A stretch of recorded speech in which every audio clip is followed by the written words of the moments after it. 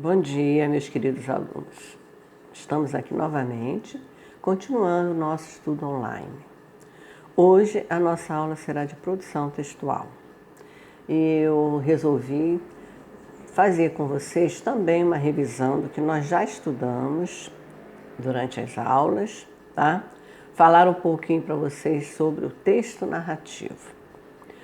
O texto narrativo, nós vimos que ele pode ser nós temos os elementos do texto narrativo, tá? Que são eles P, E, N, T, E. Formam a palavra pente.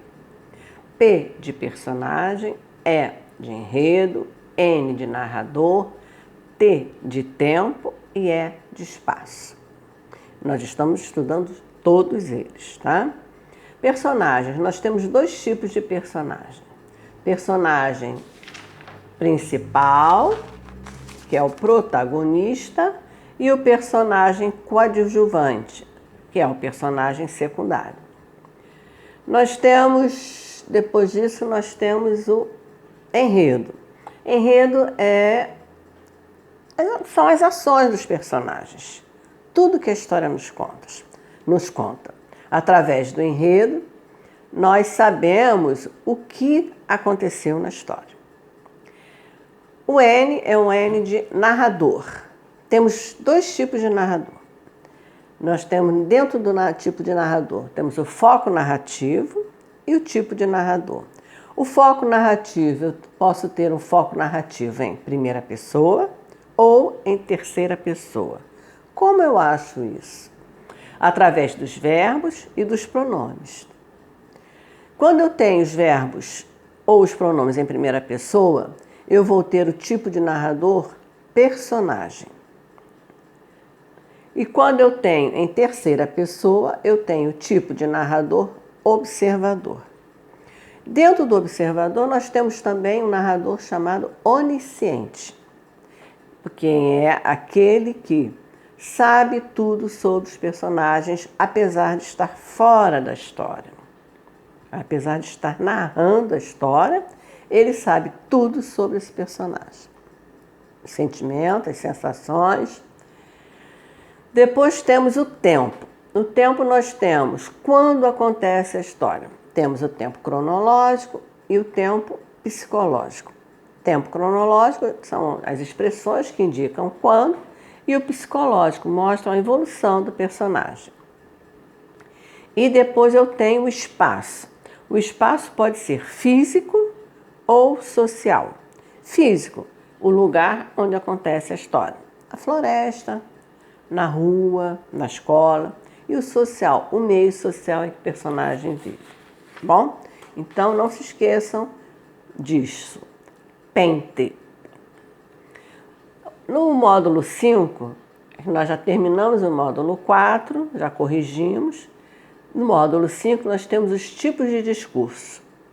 São 3 tipos de discurso. É como o personagem vai falar. Discurso, que a gente chama, tá? Então, o discurso ele faz a reprodução da fala do personagem. A fala, nós temos o discurso direto e o indireto. O discurso direto, o que é? Quando eu tenho a fala marcada pelas pontuações, principalmente 2 pontos, o travessão, no caso aí dos diálogos, ou as aspas, tá? Quando eu quero colocar a fala de um personagem, eu posso colocar também entre aspas. Esse tipo de discurso direto, ele dá mais vivacidade ao meu texto. O texto fica mais dinâmico, mais rápido, mais interessante. E usamos também verbos que nós chamamos de dicende. São esses verbos que vão introduzir a fala do meu personagem. Por exemplo, eu digo, a mãe falou para o filho, 2 pontos. Olha o verbo falar aí, tá? É um verbo dicende. Aí eu ponho na outra linha, parágrafo, travessão, filho, fique em casa. Então, os verbos dicentes, geralmente, eles vão introduzir a fala de um personagem. São eles, verbo falar, afirmar, perguntar, responder, declarar, entre outros. Já temos outro tipo de discurso, discurso indireto. O narrador utiliza as suas próprias palavras para reproduzir a fala do personagem. Não há marcações específicas, não há pontuação marcando nada. Eu vou dizer, nesse texto que eu dei como exemplo para vocês, eu vou dizer, a mãe falou para o filho que ficasse em casa.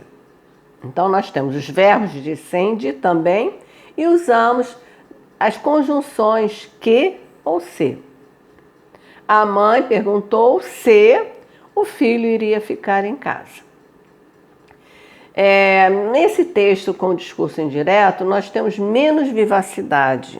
O texto fica mais lento, mais pesado um pouco. E a ocorrência também dos verbos de sende. Há um terceiro tipo de discurso, discurso direto livre. Esse tipo de discurso, a fala do personagem é introduzida no discurso do narrador. Esse tipo de discurso nós não iremos estudar agora, vocês vão estudar mais à frente. Estou somente esclarecendo isso para vocês, tá bom?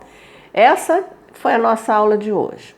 Eu queria que vocês fizessem para a nossa próxima aula, no dia 8/4 de 2020, 8 de abril, fizessem os exercícios desse módulo aí, página 108 a 116 da apostila, tá bom?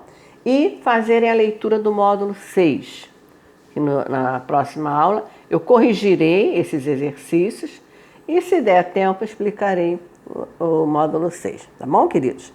Muito obrigado, fiquem com Deus, cuidem-se bastante, um abraço em toda a família, fiquem quietinhos dentro de casa, tá bom? Beijos, queridos. Tchau, tchau.